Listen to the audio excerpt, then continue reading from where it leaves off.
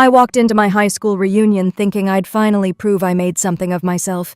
Instead, I faced the same cruel bullies from 20 years ago, but they had no idea who was waiting for me outside in the parking lot or what he was about to do. Before we dive into this incredible story of love, revenge, and justice, make sure to subscribe and hit that notification bell. Trust me, you won't want to miss how this unfolds. Now let me tell you about the night that changed everything. My name is Athena, and I need to tell you about the night that changed everything. But first, let me take you back to where it all began, those 4 years of pure hell that some people call high school. Picture this: a skinny girl with thick glasses, messy hair, and clothes that never quite fit right. That was me. I was the girl who ate lunch alone in the library, who got shoved into lockers between classes, and who pretended to be sick just to avoid walking down the hallways. Every day felt like surviving a war zone, and my enemies had names: Rachel Morrison and Tyler Brooks. Rachel was everything I wasn't: rich, popular, beautiful in that effortless way that made everyone else feel invisible. Her father owned half the businesses in our small town, and she never let anyone forget it. She had this way of looking at you like you were something she'd scrape off her designer shoes. Tyler was her perfect match, the golden boy quarterback with a smile that could charm teachers and a cruel streak that ran deeper than anyone realized. Together, they made my life a living nightmare. They called me names that still echo in my mind 20 years later. They'd throw things at me during lunch, start rumors that weren't true, and once, Rachel even poured chocolate milk all over my favorite book, the only thing that brought me comfort in those dark days. The worst part wasn't the humiliation, though. It was how everyone else just watched. Nobody stood up for me. Nobody cared. But here's the thing about surviving hell: it either breaks you completely, or it makes you stronger than you ever imagined you could be. After graduation, I ran as far as I could from that town. I went to college in the city, got my degree in library science, and slowly, carefully, I rebuilt myself. I learned to stand up straight, to speak with confidence, to look people in the eye. I discovered that I was actually pretty when I smiled, that I had a lot to offer the world. Yet no matter how much I changed on the outside, that scared little girl still lived inside me. She whispered doubts in my ear during job interviews, made me second-guess myself in social situations, and kept me awake at night replaying every cruel word from high school. Some scars run so deep they become part of who you are. So when that cream-colored envelope arrived in my mailbox 3 weeks ago, my hands actually shook as I opened it. 20-year high school reunion.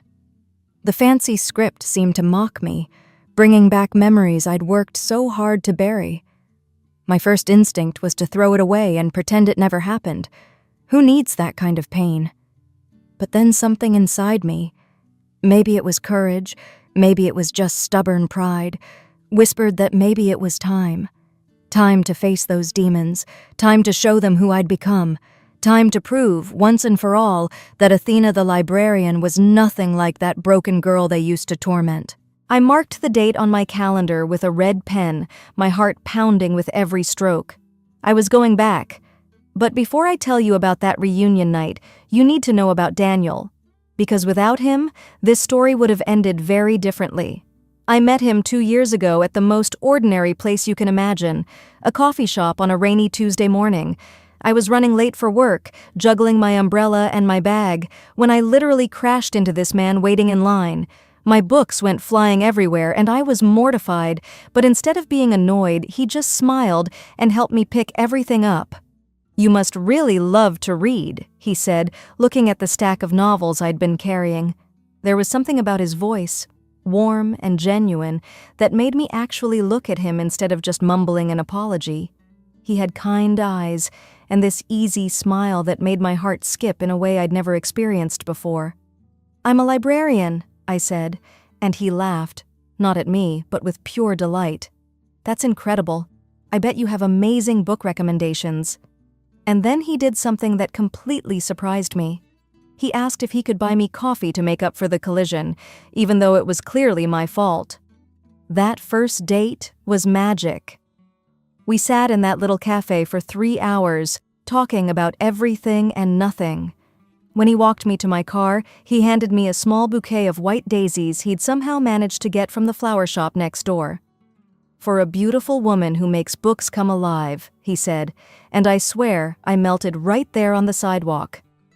Daniel courted me like men did in the romance novels I loved.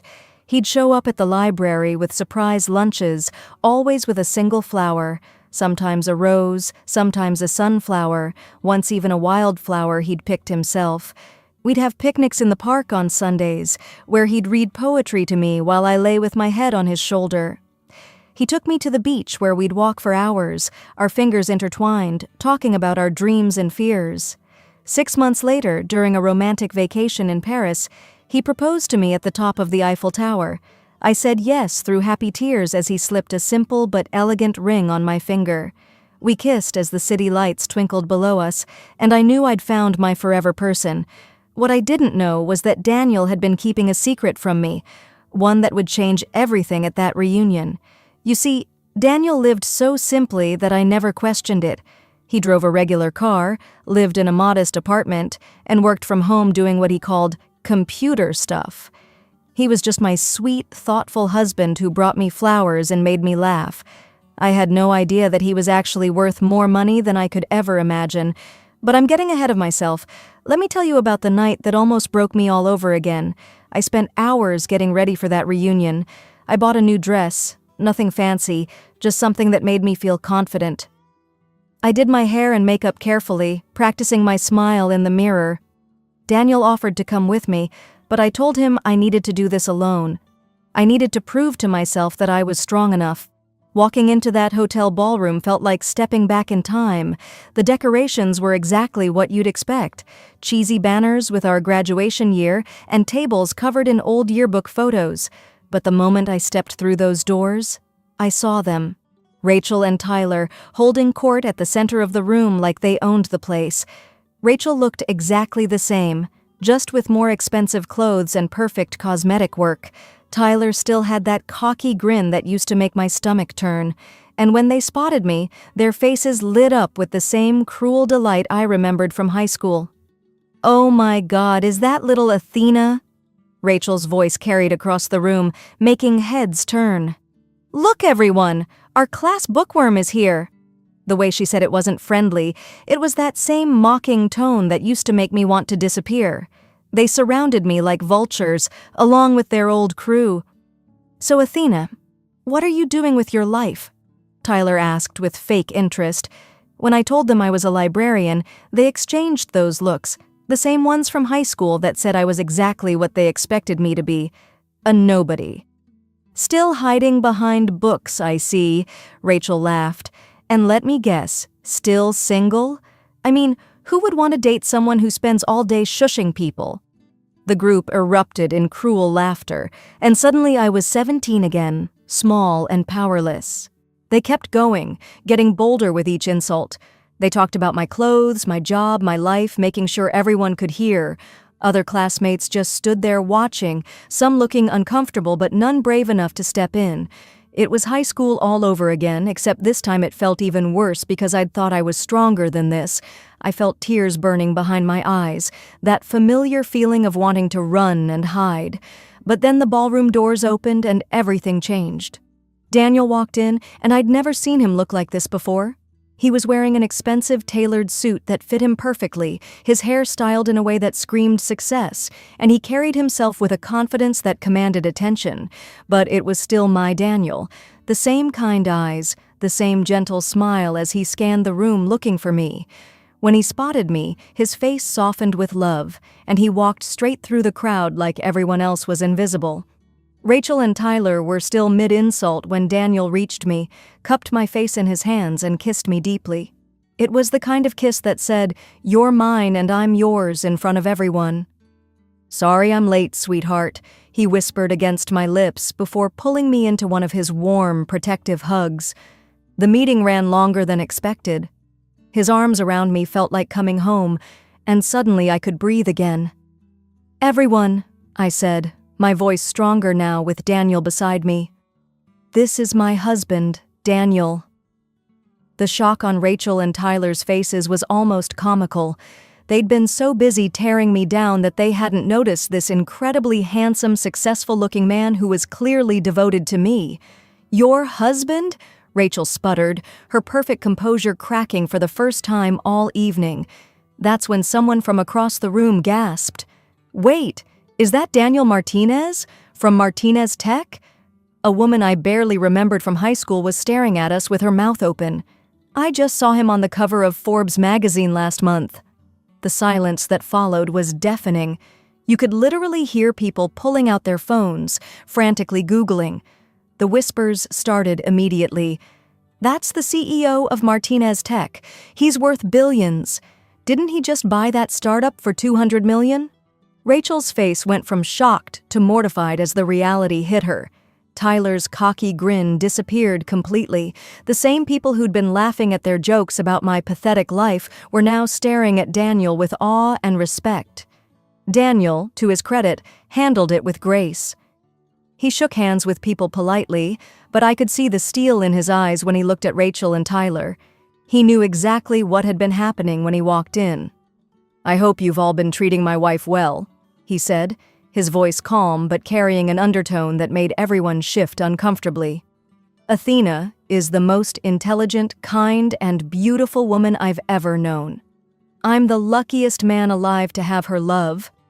The room was so quiet you could hear a pin drop, and that's when Daniel did something that made my heart overflow with love and made my bullies realize they'd messed with the wrong person. Daniel didn't raise his voice. He didn't need to.